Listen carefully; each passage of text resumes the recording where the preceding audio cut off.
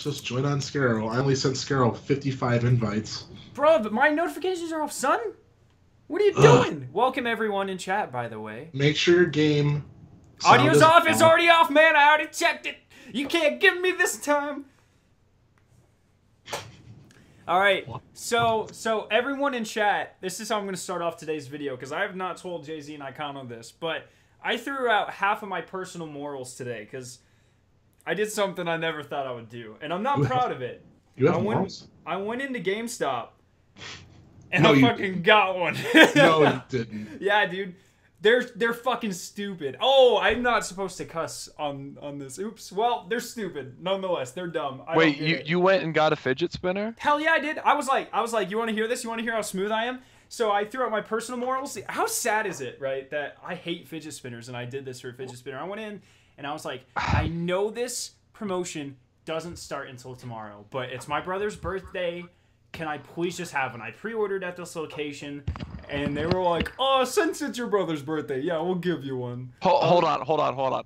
So, as a joke, one of my friends, she brought me a fidget spinner, a Destiny 2 fidget spinner into work and gave it to me, and I took a picture and sent it to you, and you called me dumb, and that you hated me multiple times. For showing you pictures of that. Jay-Z. Yeah, you're... Wait. Yeah, let's be real. Let's be real. All right? Into GameStop and got one yourself. After you said all that... Oh. It's not for me, though, right? It was for this stream. You could ask Victoria the entire week. I was like... Okay. I need this. And you know what? If I do a review of this thing and put it on my YouTube channel, that's like 60,000 views right there. Okay. You can't tell me I'm wrong. So if it's for somebody else and not you, after you lambasted me for getting a free one that I actually have been playing with quite often, of course you have, something Jay-Z. else at work. Of course you well, yeah, have. I've got ADD out, you know. I would just like to say it's not the best quality though. I'm not like a fidget spinner entrepreneur or connoisseur. I don't know. I've never. It's the first one I've ever touched. Mine's all chipped up to hell and stuff, and it was brand new. Oh, mine's not. It's dumb. It's going on the display back there that you can't even see in the thing, and it's staying there until for 20 years when I can sell it for $1 million because it's a prized possession of Destiny people. It was so funny your reaction when I said, and then I tweeted it out to you, and Icano was just all over that right off the bat. I was like, so good. You know what? They need to add a thumbs down button to Twitter. You can't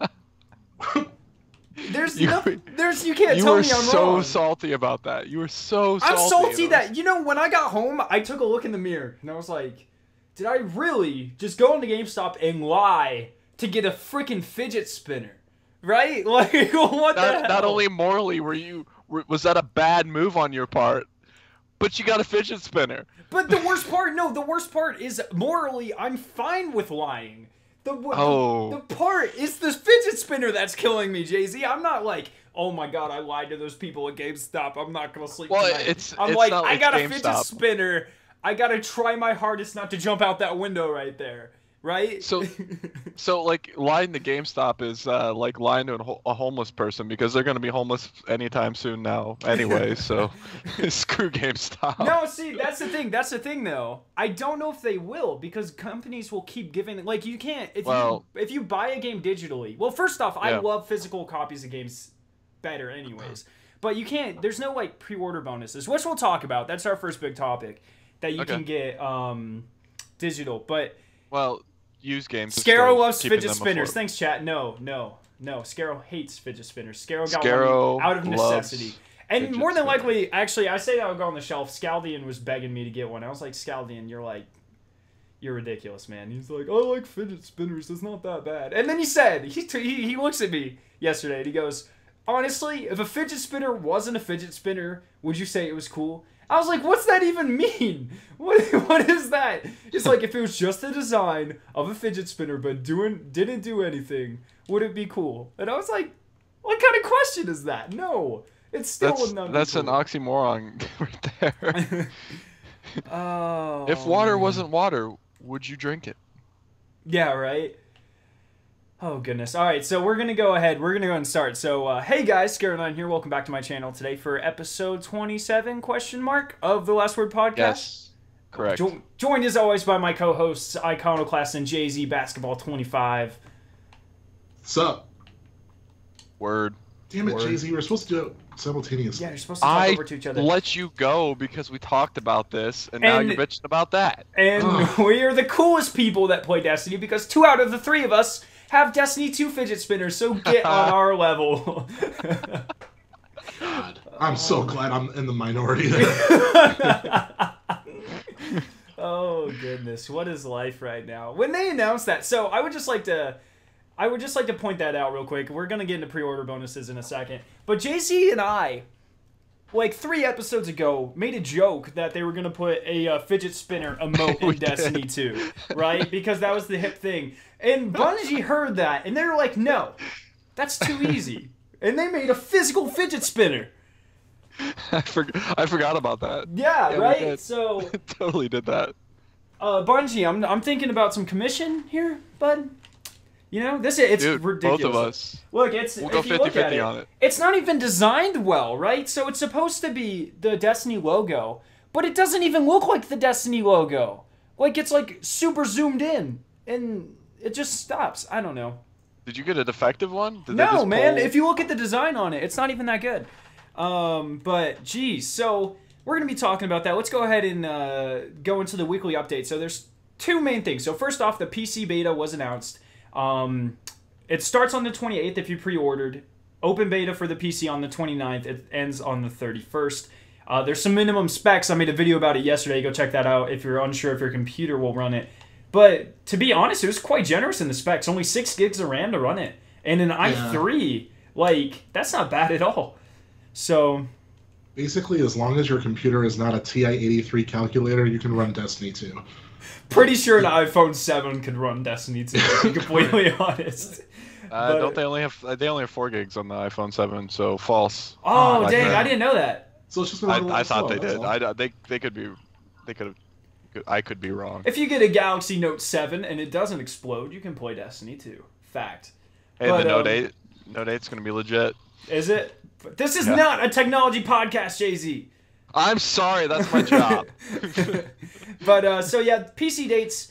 I actually have 2 pre-order codes that I snagged from Cosmo on Twitter, so I'll try to get a 3rd.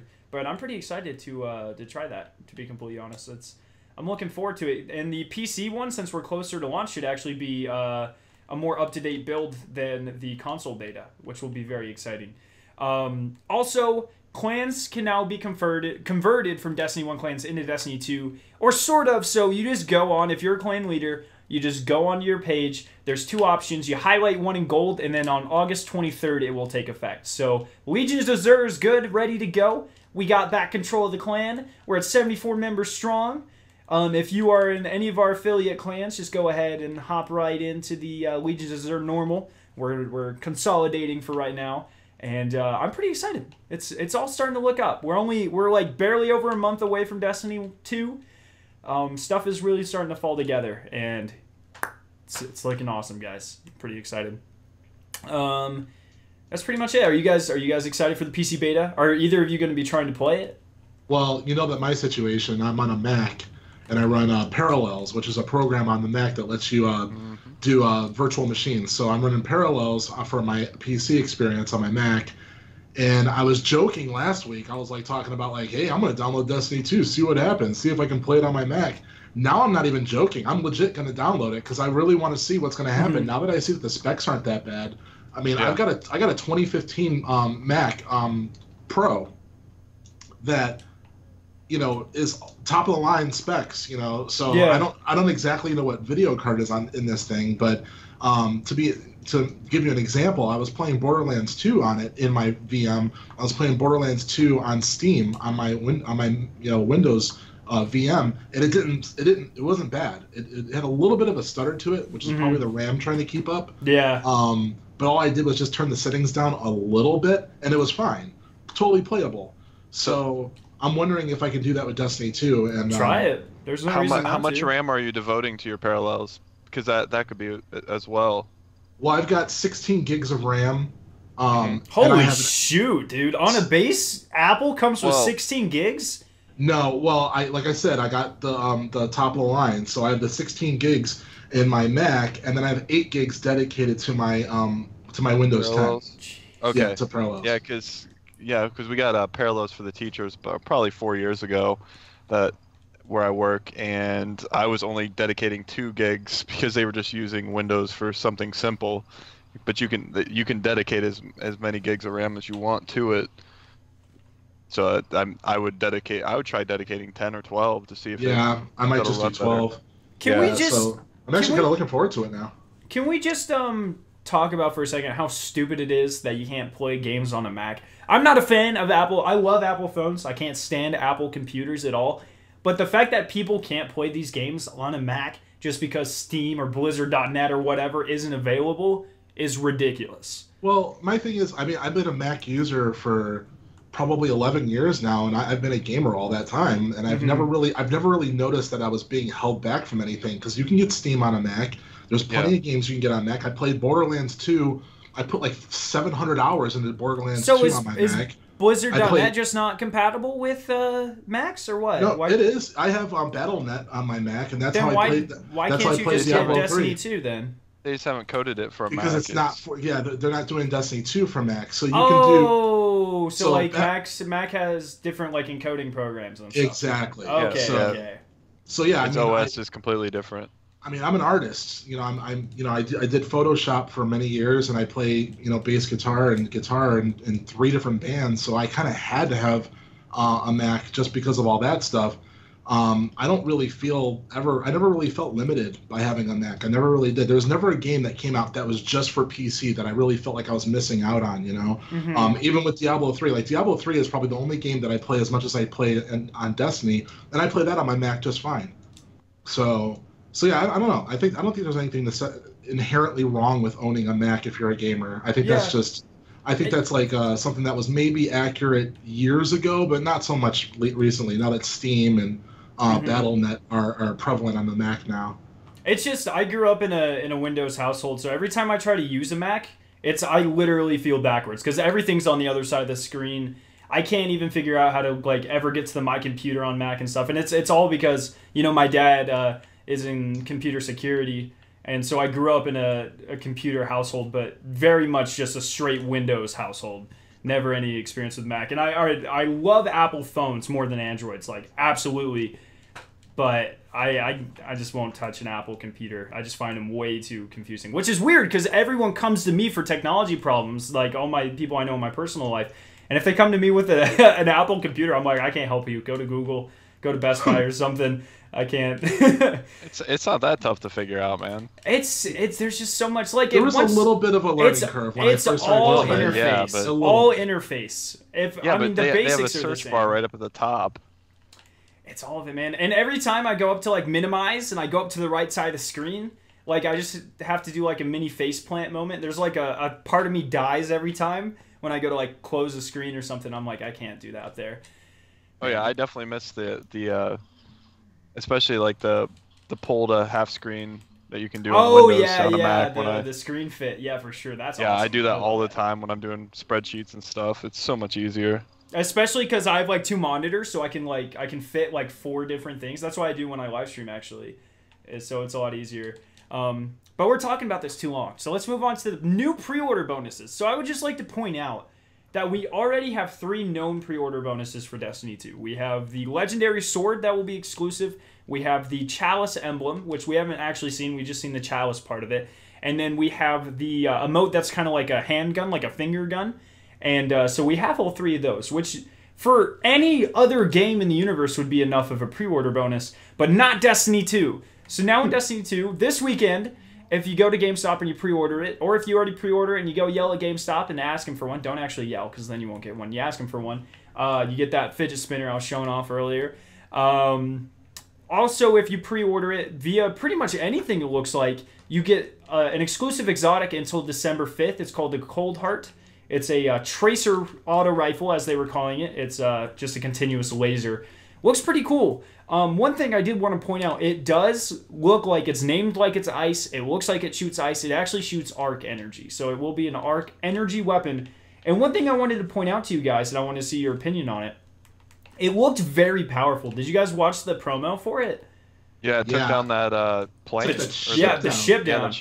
So I was wondering if you guys thought that they did that. It was actually like just they toyed with the light levels just to make it seem a lot better in the promo, or if like it's actually gonna be that good of an energy weapon. That they can't make it the Gallahorn of Destiny 2. They can't do that. It's an energy weapon. It's not a power weapon. Like, it's not even going in your power slot. It's going in your energy slot, which means people are going to actually be able to use it. So they can't have it be that powerful because it's going to be used all the time. Like, I know if I have it, I'm going to have it in my secondary slot, in my energy slot, and I'm going to be using that primarily. I would just like to point out that they might actually be trying to make it the Gallahorn, because if you guys remember, with the Iron Gallahorn for Rise of Iron, they released that poster where it was like the gray background, and it was like the Iron Gallahorn, and like the front half, you could see through it, and you could see like the rocket coming out of the barrel, and it had all the stats and stuff. Well, Elliot Gray, one of the senior designers at Bungie, tweeted out a picture of the Cold Heart in the exact same fashion yesterday, and I'm really hoping it's a poster, because I'm a poster guy.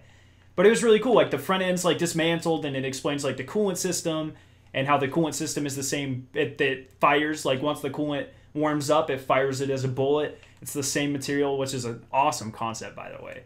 But it's the same type of poster, which they have only ever done before with the Gallahorn. So it seems like they might actually be trying to make this the Gallahorn of Destiny 2, which would be really interesting. I don't think they can, though, like, because it's only a pre-order bonus, so it locks people out for 3 months. Yeah, 3 months. That's the thing. Once it hits December 5th, everyone will have an opportunity to do it. So it's if it is that powerful, like, you're locking people out of something that might be your best option in a raid, and so it'll become the Gallahorn again, of year 1 Destiny Gallahorn. Yeah. Not year 2 or year 3. Sorry. And then also on top of that, it's there's something else that I wanted to say and I totally just blanked out, which is awesome. Sorry. No, it's fine. That's fine, man. It's cool. No, it's good. It was a good argument. But I remember what I was gonna say. So it's its own new type of weapon. Like I said, it's called a tracer rifle. So they created just trace. Okay, yep. Just trace. It's a trace rifle, and so they created it specifically a new archetype just for this exotic, and they directly said that they were doing that more with exotics in Destiny, that there are more and more exotics that feel unique and function uniquely. So I'm pretty excited for that, because it means we should be getting a lot of really, really awesome concepts for exotics, and it kind of goes back to like those claw, crossbow, grenade launcher things that we saw in the initial trailer, that no one knew what the hell they were. It looks like they may very well be their own archetype of like weapon, which would be really cool. Here's a question: if they bring all 3 subclasses from the beginning of the game, which is speculated, do you think they'll add those type of weapons in year 2, kind of like they added the 3rd subclasses to make something new in Destiny? So kind of like how sidearms came. There was one sidearm with House of Wolves, and then with Rise of Iron, or with Taken. Yeah, I'm sure they'll expand on it.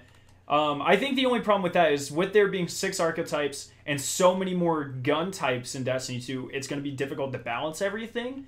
And so adding 6 more archetype of another type of weapon would be ridiculously difficult. But I believe that sometime in the future of Destiny 2, like, machine guns are going to come back, like heavy machine guns. We'll probably have another like, I can't really think of things that they would do, but I'm sure we'll get something. Like maybe a class of, like a bolt, like a crossbow or something, or an arrow. Because everyone's been always asking for bows. So maybe something a little bit more futuristic.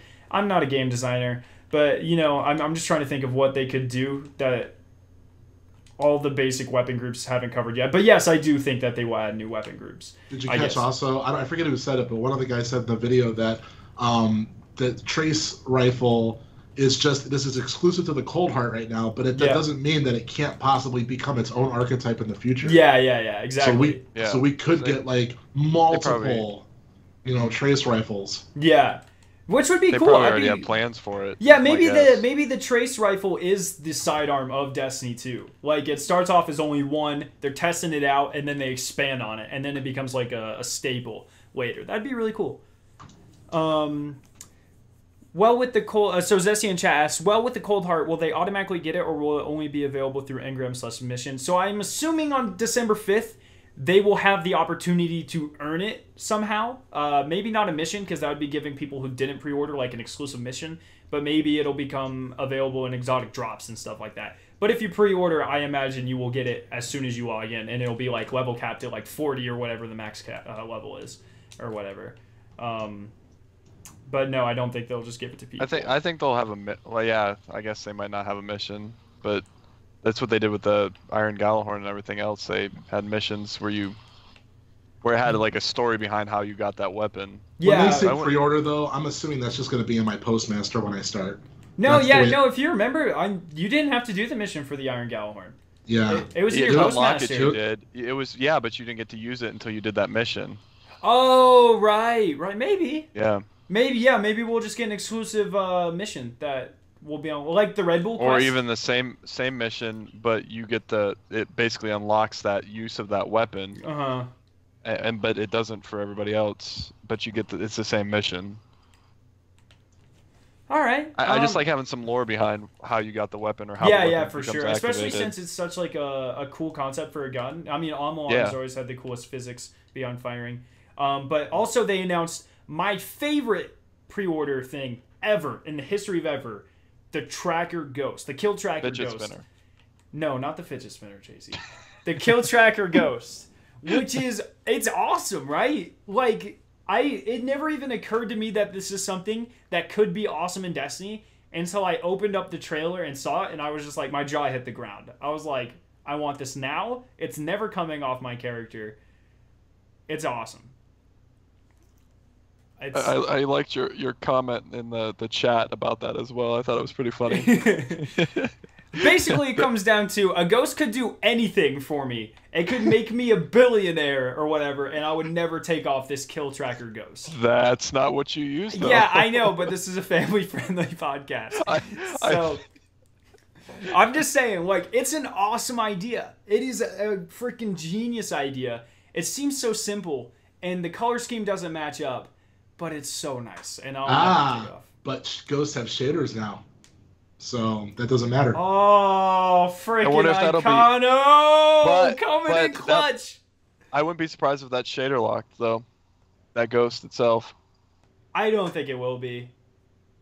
I don't know.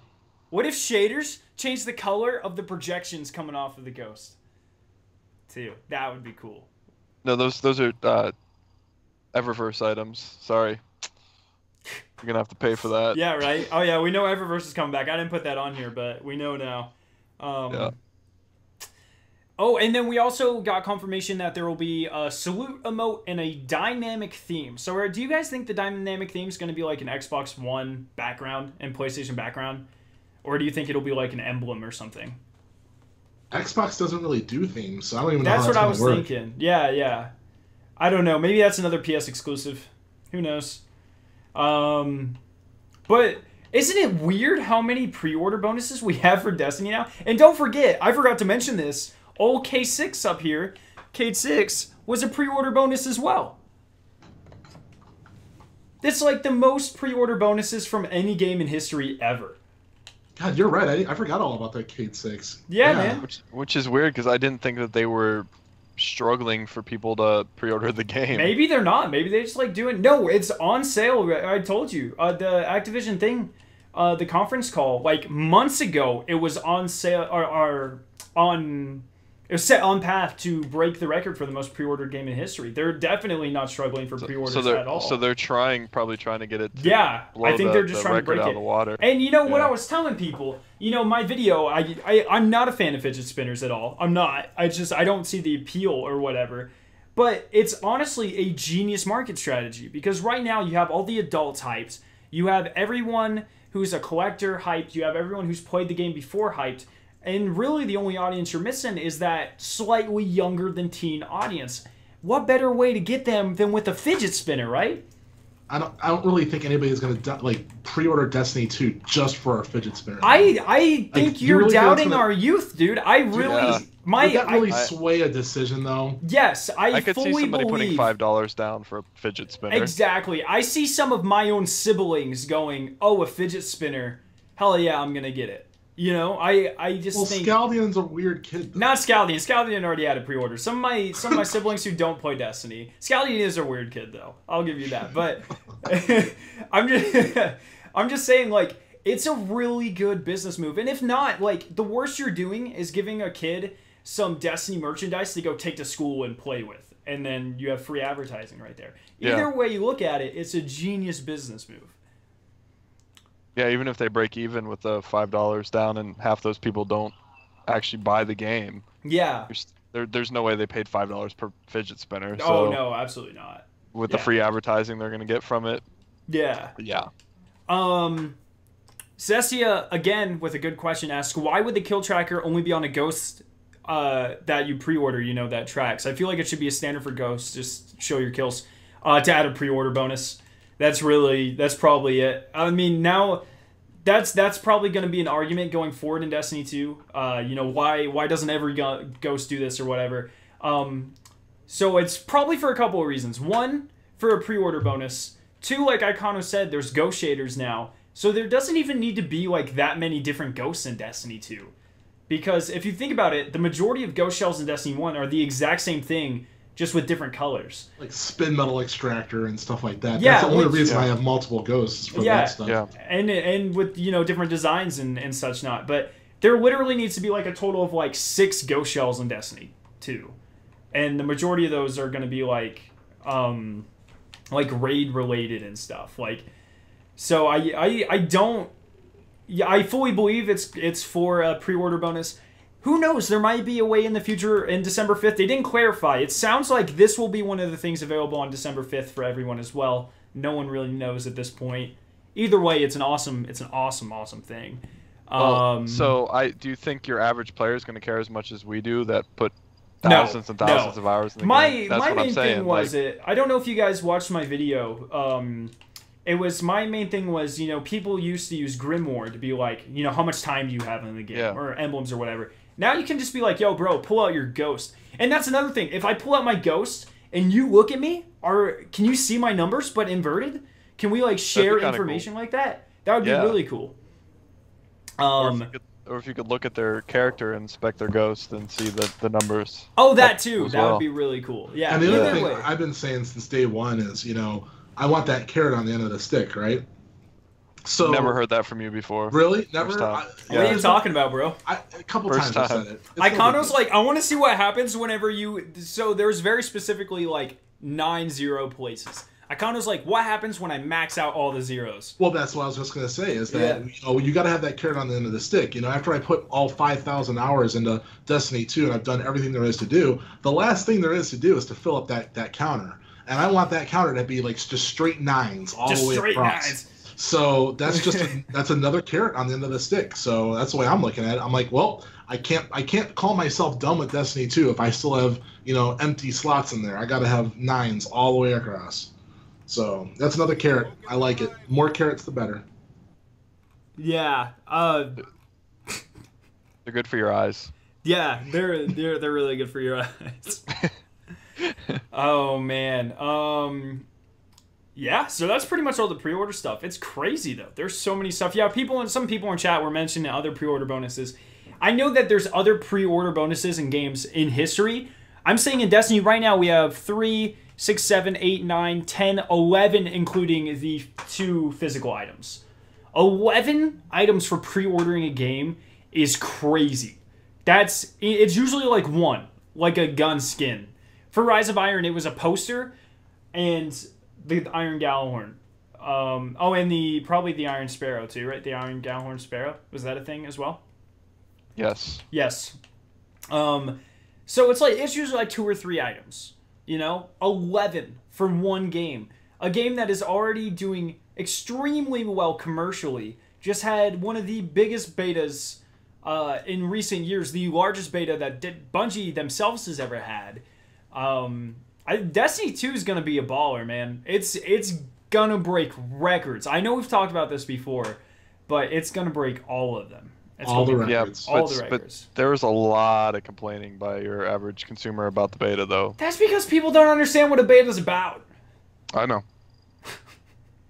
But like, if that sways people from not getting the game, they're idiots. Yeah, that's true. That's also like everyone who complains on the forums, they're still getting the game though. Like, hopefully. No, they will. They will. Yeah. I think the more people that play the game, the better most, for. Well, the people that complain the most, like me, are the people that love it. I love this stuff. I'd say it's like 50-50.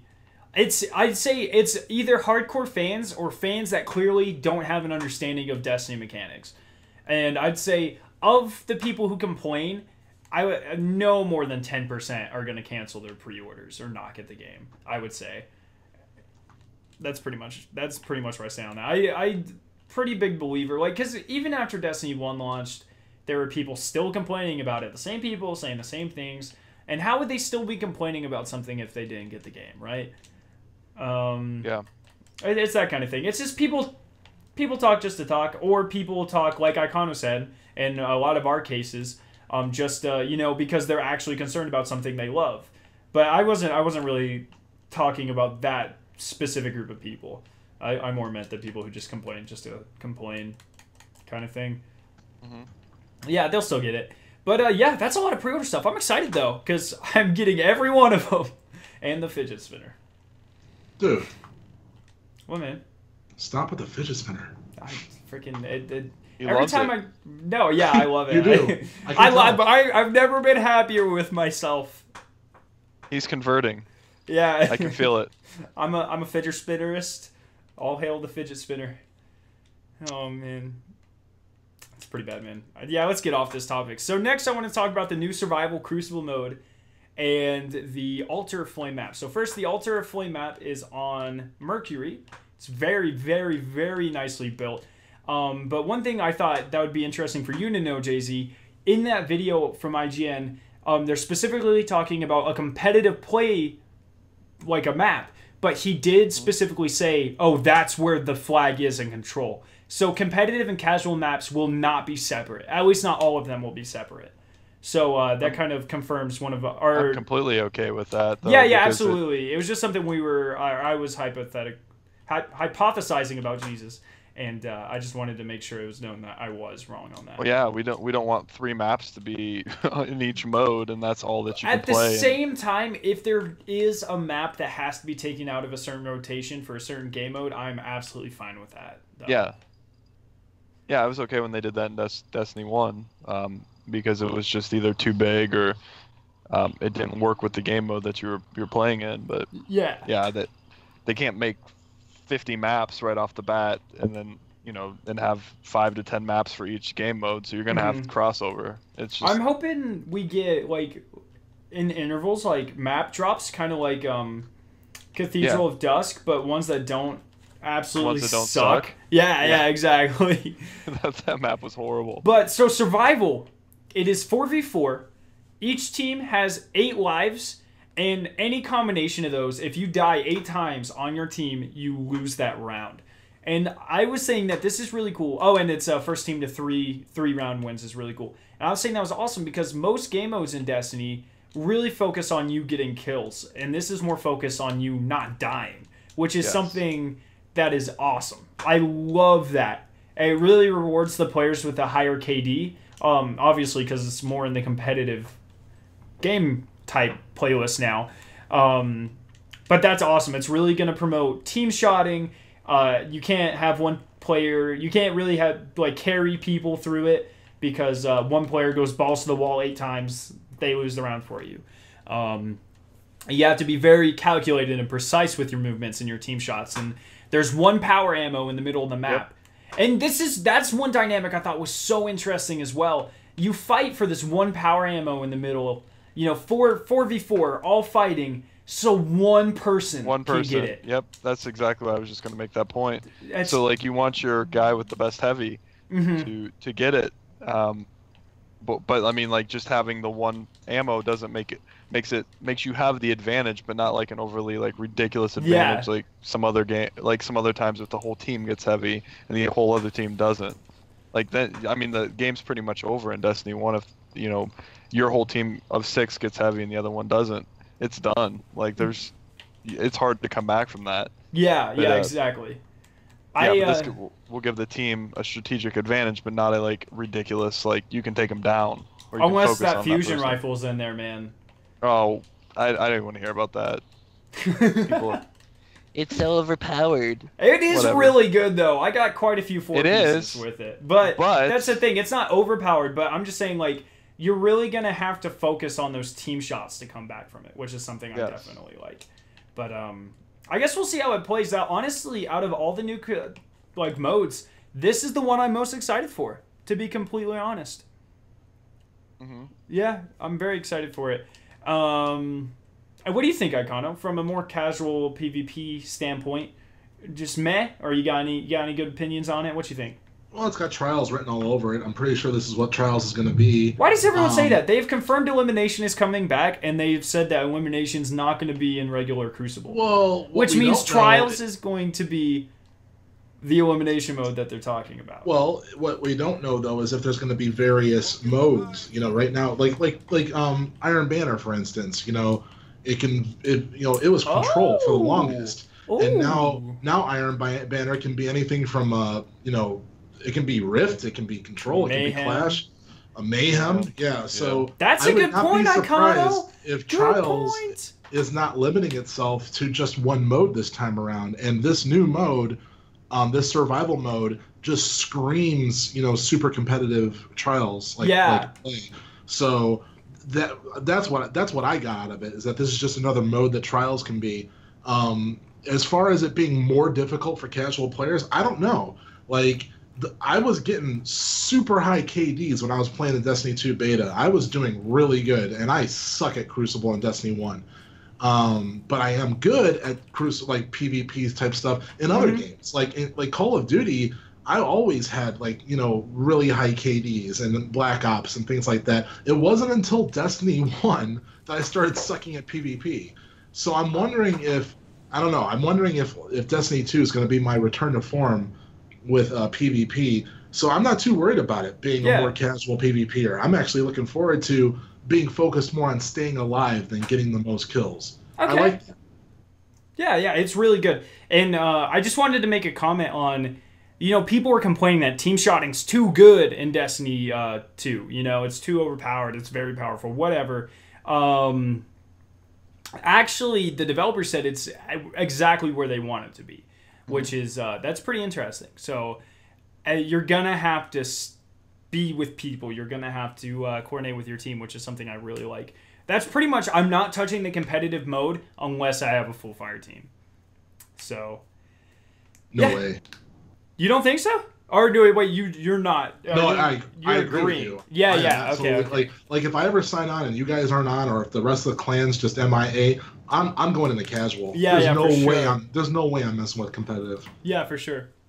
All right. Well, we have one more topic. This is going to be our sort of secret discussion topic. I kind of probably read it, but Bungie did an IGN interview, a kind of a Q&A.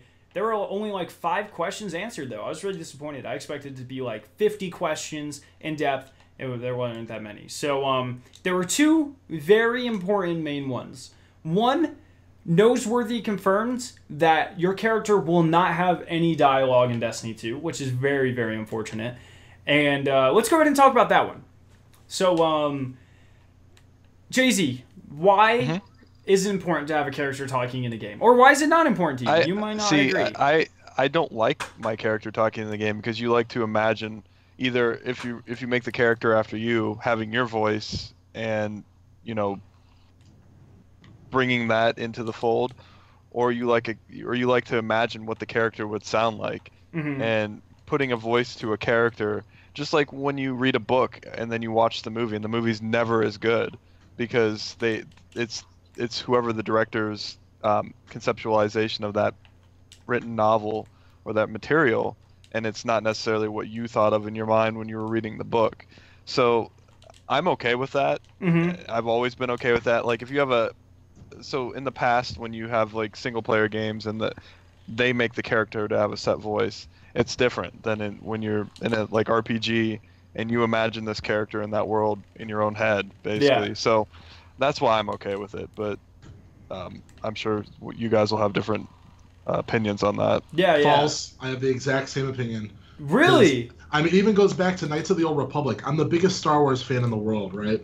And Knights of the Old Republic was, like, for me, it was like supposed to be like this perfect experience where I get to craft and create my own character in the Star Wars universe, and I was just so excited to do that. And then, sure enough, they started giving me dialogue choices that I just thought, there's no way my character would say this. Like, I would have a multiple choice, A, B, C, and D, and none of them are choices that I would have made. You know, like my character wouldn't have said any of this. You know, so and that was a game where you didn't really have that. There was no talking back then. So, yeah, I don't like it when games like this give my character a voice. Anyways, so yeah, I have the exact same opinion as Jay's either. Interesting. So I wouldn't be surprised if more people feel like that. So I usually don't care, but I think in these games where it's weird because I think it's when you're the protagonist, but there's some type of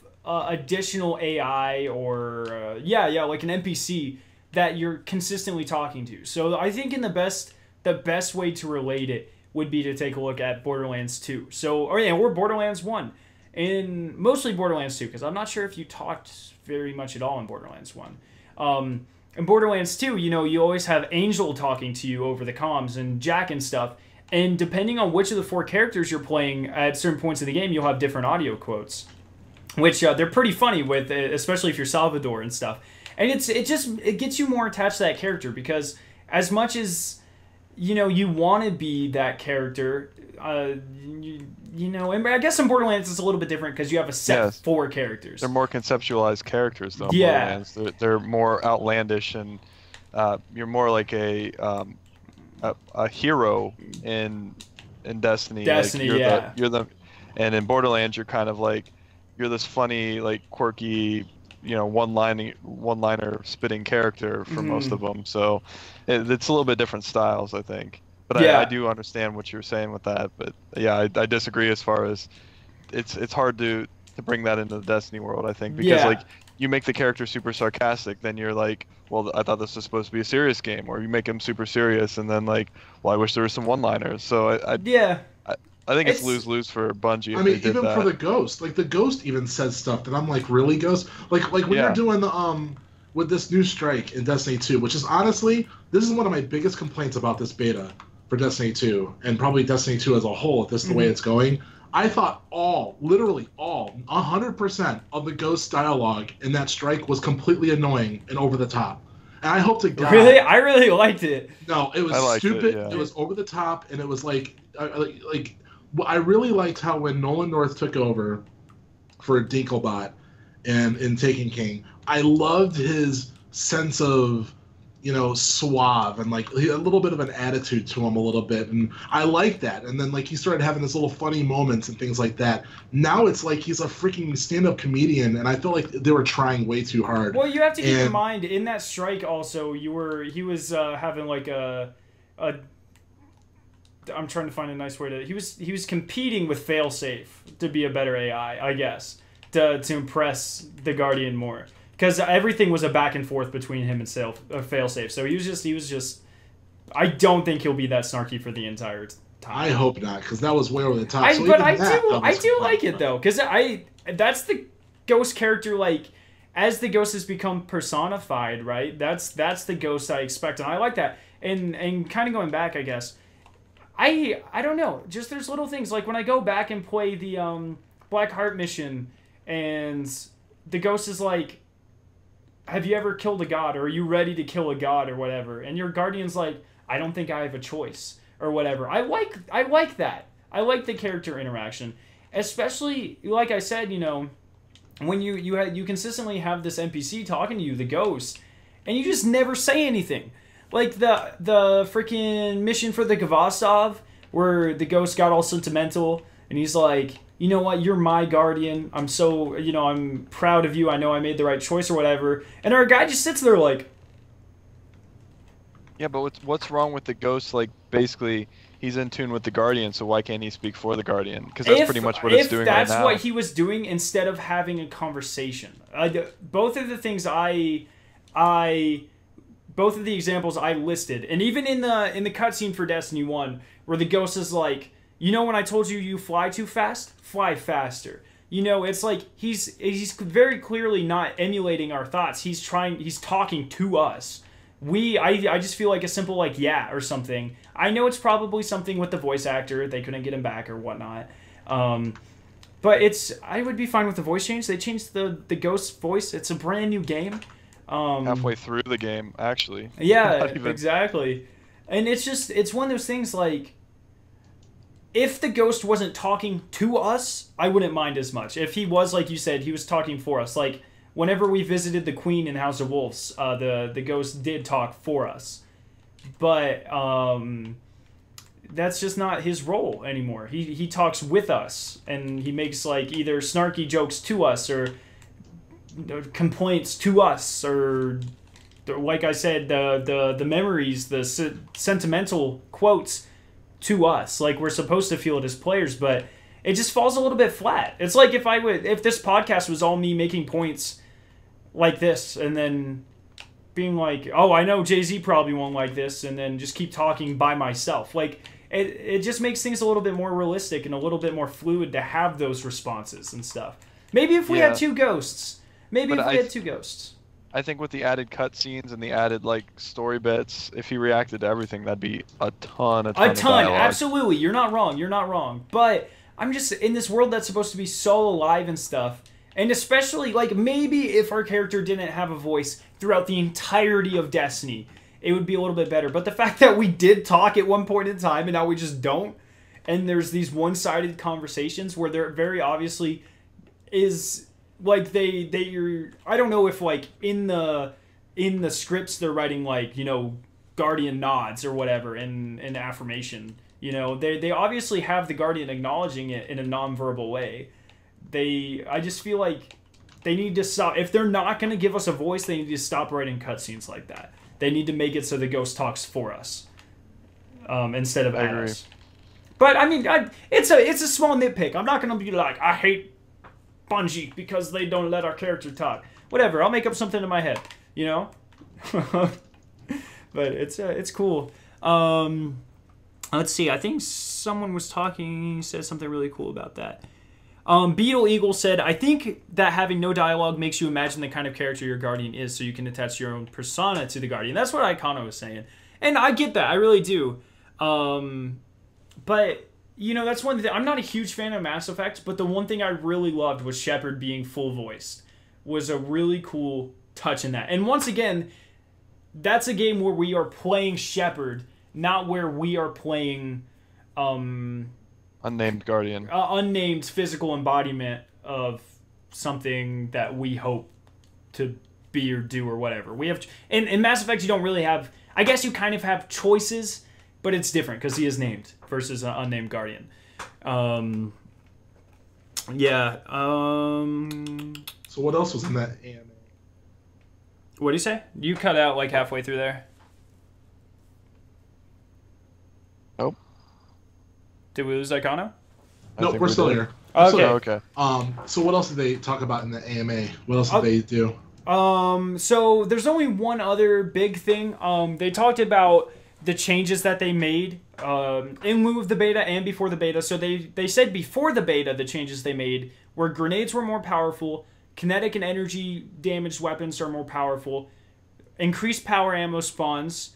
All three of those things they did before the beta, but they used the beta to justify those changes, and those were our complaints. The one thing that they did do because of the beta is that super regeneration has been increased across the board. They did not say to what extent, but that is specifically because of the beta. Now, I imagine it won't be too much. Obs. It's not obs. All right, let's try again. Sorry, people watching this in the future. I'm not sure how much is going to be left of what we just talked about. We just talked for like an additional 10 minutes about that. YouTube died, and it was for once in my life it was a YouTube problem, not my problem. So that's a very nice feeling when I can just place the blame somewhere else. Be super nice to you guys. It's awesome. Am I back? Are we good? Let me check. How we doing? I don't think so. We didn't have a flood of people coming in here. Yeah, it's up. It's up? Okay, we're good. So, I don't know where it ended. We're just going to go ahead and do community feedback. It's probably going to be a little bit shorter today because people aren't in here because YouTube sucks. I didn't even get a notification when I went live on my phone, so YouTube is crapping out right now. So let's go ahead and do community feedback. Let's do it. So let's see, man. So Shotgun Diplomat asked a question that's been asked for a very long time. He says, the biggest question I have is how are we going to respawn when our ghost is temporarily gone? I just think we're not. I think the very next mission, we're going to go to the Shard of the Traveler, get our light back. Ghost is going to be reinvigorated with that high on light life. I don't know how you would say that. Does anyone disagree with that? Do you think there's going to be missions where we literally can't die or else we're kicked to orbit? Here's what I think is going to happen. All right. The very first mission of the game is going to be some mission that we're like completely OP, like super powered, with all the abilities, everything. Like it's just all happy, like Guardians forever. I don't want us to have the new subclasses. I think if we start the game with the new subclasses, that would be stupid. No, yeah, just the like you can just go in with Gunslinger or something, but you know, like you're super powered, like you're like you can do your super whenever you want kind of thing. Like you have to go kill a boss, and it's like, you know, you come back, and that's why there's a parade. That's why the people are so happy to see you back, because you did it again. You saved the world again, and then immediately after that mission, that'll be mission number 1. Mission number 2 is going to be Homecoming. No, they've already said Homecoming's the first mission of the game. I don't like that. Because, all right, let's just say that's right. Then you come back and you have everything, but then immediately after, when he kicks you off, that's when you lose all your stuff. Yeah. Maybe. I guess maybe there will be another cutscene with the parade, because we know the parade's going to be a big part, and we're wearing the armor we're wearing in the parade when we start it. So maybe there'll just be a cutscene where it's like, life is good, and then there's a parade, and then it's like, life is bad, and it's the Cabal just rushing into the tower. That makes sense. Yeah, makes sense. Yeah, I think that. Jay-Z, do you disagree or agree or what? No, I agree. Cool. But that was a good well, I'm trying to figure out because I still don't think my stream's up, so we're just gonna keep going with it. It's up. I'm watching you. You're good. Oh, cool. Yeah, okay. Oh, I probably just need to refresh this one then. Are there people in there? Are there people in there? There's 5. There's 5. Are people now. people talking? Oh shoot. Yes. Okay, I'm gonna go ahead. Gonna go ahead and knock these out because I have to refresh the page to hear their dialogue. Or Icono, if you could just pay attention to chat, or Jay-Z, and then find any good community feedback questions so we can go from there. But I'm gonna finish off this page first. All right, I'll read. Let's see, man. Here we go. So one question, more of a conceptual question. We should have a looking back on Destiny 1 stream. I'm gonna save that question for a looking back on Destiny 1 stream. Actually, now that I thought about that. Write it down. Write it down. Oh yeah. That's an easy one. Favorite weapon. Well, we know your answer already. Shotgun Diplomat, new raid, Wrath of the Stream. That was good. Oh, that is really good. Oh man. When did you guys start watching Skarrow? His first video. He made an awesome video. So how about this one? Favorite weapon between the 3 of you all the way through Destiny 1? That's the one I just said I'm gonna save. Oh, okay. Well, let's go ahead and answer it, man. Let's go ahead and answer that. Red Death, easily. Nope. If anyone's answer is not the Red Death, you're just wrong. I'm sorry. a hand guy. It's Fatebringer all the way, dude. Seriously? Better than Red Death? Are you kidding me? What's memorable about Fatebringer? Literally everything. What it took for me to get it. So I think we should do a PvP and PvE version because I have one for each. Nope. Okay, let me tell you something, Icono. Fatebringer is not memorable just for the fact that you can get the same roll on other guns. Name one other gun that has the Red Death perk. Suros doesn't count because it's part of the time. Wait a minute, like tons of guns have life support. What are you talking about? No, like, I was just, no. I just said it doesn't do it fully. Not every single kill. Not okay. Life support. So first off, it's different. Life support perk is only when you have low health, and it does not do it every time. It's a chance to. The Skarrow perk does it. I think it's 1 in every 10 times. The Red Death does it consistently every single kill. When you kill grenades, when you kill blocks, whenever you kill anything, the Red Death gives you full health. That is truly unique. Firefly is not special. Well, okay, so we should probably do favorite exotic, favorite PvP and PvE legendaries, because I have different ones for each one. So favorite exotic, Red Death. Favorite PvP legendary ever of all time? Yes. Oh, Jesus.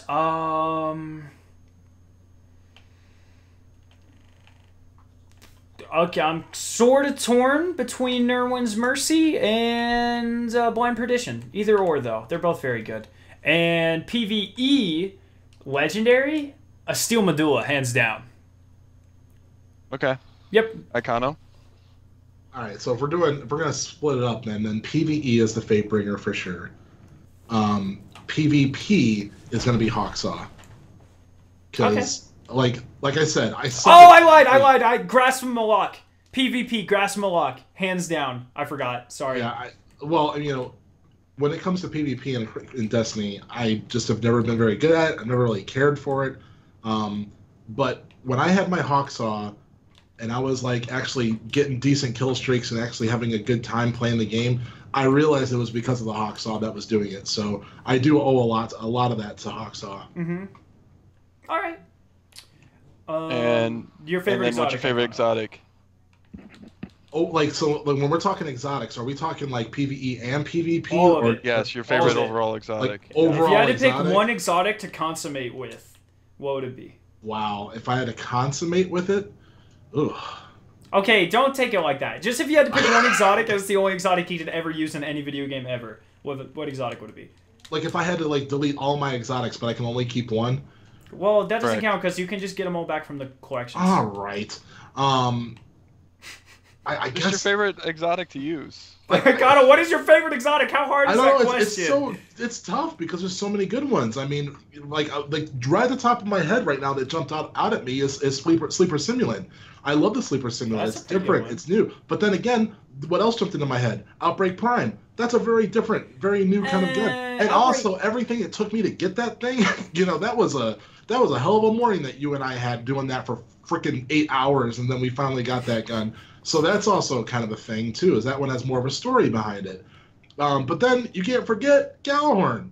I mean, that's what everybody talks about. Gjallarhorn. So how can you forget Gjallarhorn? That's not picking one. That's so hard to do. Okay, so let's dissect this, Icano. This is, you have to go with Sleeper because it's the only unique one of the ones you listed. And honestly, it's the first one that jumped to my head, so I'm gonna go with Sleeper. See, Outbreak is unique in attaining it, but that's really it. Its exotic perk isn't. It's pretty good.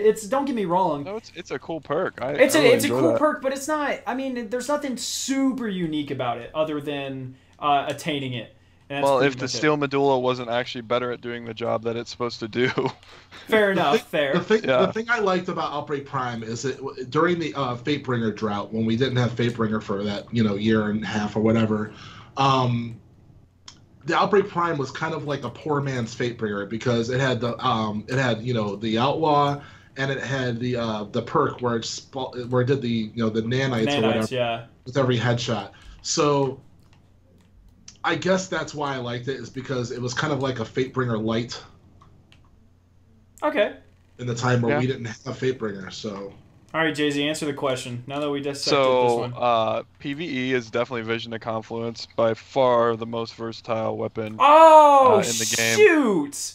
I pretty much every raid, I use it every single time. Like, I try different weapons out, of course, but like, even in Wrath, I use it every once in a while too. Just especially, I used it on the end part until I found that Axis Phase 1, and I was using it a while on Vosix as well. Mm-hmm. But I mean, pretty much every raid, that's my go-to weapon. Any PvE activity, I'm using it right now. PvP is definitely the Messenger. It's working well for you. I went positive pretty much every freaking match. Oh, the Messenger too, man! You're bringing back the old ones.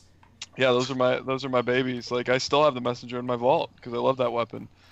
And then exotic, I would have to say, man, because Gallahorn I use the most, but year one patience and time I was amazing with it. It was so much fun to use.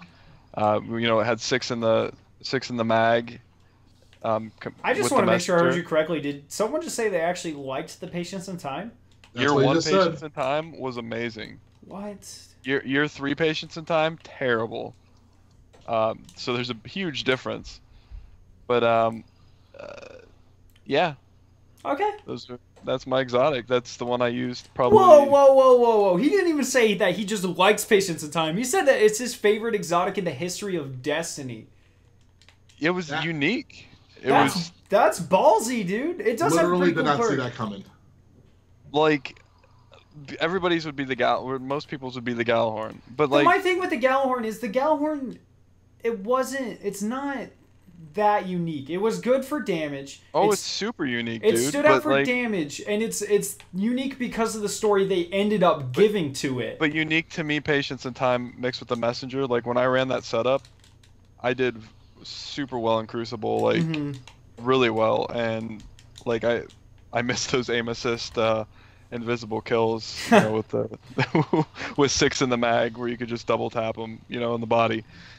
But I understand why they took a lot of the good out of that as well, because it was a little overpowered, especially 6 in the mag sniper rifles. So yeah, I mean that's when we're talking about like my favorite exotic, I'm talking the ones that I had most fun with on a regular, like doing Crucible with that and the messenger. I just had a ton of fun. So. Fair enough. I guess I said the Red Death, and that hasn't been viable in years. So fair. Other than Oryx, when you go into the, the bubble part.